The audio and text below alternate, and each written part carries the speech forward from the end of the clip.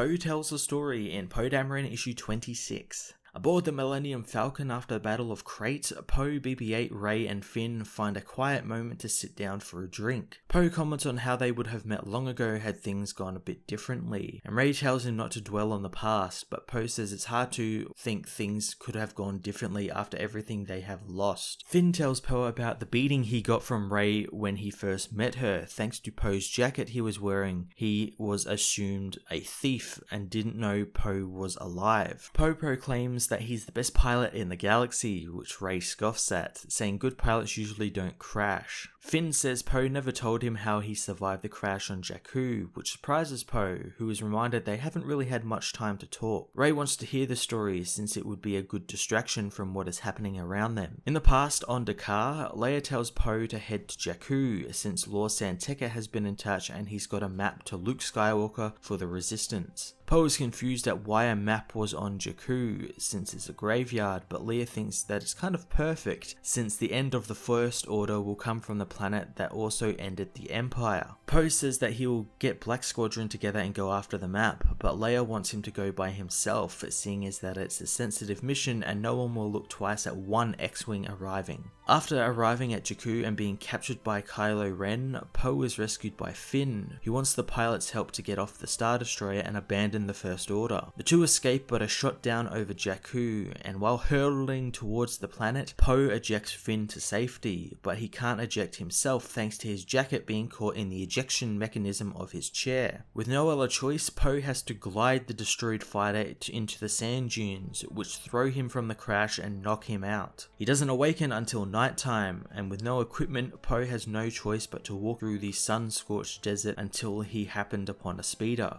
Flagging down the driver, he finds the Blarina named Naka piloting it. Rey says she knew him and he was one of the more decent citizens of Jakku, so Poe got lucky. Naka, however, pulls a blaster on Poe, wanting payment for his ride. Poe luckily is able to talk himself into getting a ride by telling the alien his story and that he is with the Resistance. As they head for civilization, the speeder is attacked by a rival clan. Poe convinces Naka to let him drive, and taking control of the speeder, Poe outruns the pursuers by making the speeder actually fly, losing them in the kicked up sand. Poe says that he was dropped at a small way station and from there made it to Nima Outpost just after Finn and Rey blasted out of it in the Falcon. Getting help from Naka's friend, Poe gets a ship to take him back to Dakar, where he reveals to his friends that this was the first time he's had a big failure, and reporting to Leia echoes his disappointment. He tries to tell her that BB-8 has the map, and Leia reveals that she knows the droid has the map and is on Takodana in Maz Kanata's castle. She says they need to move quickly, however, to get the droid, as the castle attracts all sorts of scoundrels, meaning the First Order probably know he is there as well. Poe Dameron issue 26 finally had the book catch up with the movies in a really cool way, as we're treated to Poe's rather boastful retelling of the events of The Force Awakens. On top of that, we see our first post-Last Jedi scenes with our characters and what happens following their escape from Crate, which is actually pretty awesome that it's just Poe telling them a story and them sort of catching up with one another. I've always loved when Star Wars books, games, comics or what have you do stories like this, telling certain events from the movies from the eyes of secondary characters or someone who appeared for a brief moment in a movie. I'm really looking forward to more of Poe's highly exaggerated storytelling. I'm going to give this issue a 9 out of 10. Hey everyone, thanks for watching my newest video. If you enjoyed it, you might also like to check out my other reviews here on my channel. You can also follow me on various social media platforms like Twitter by searching Matt_FOS,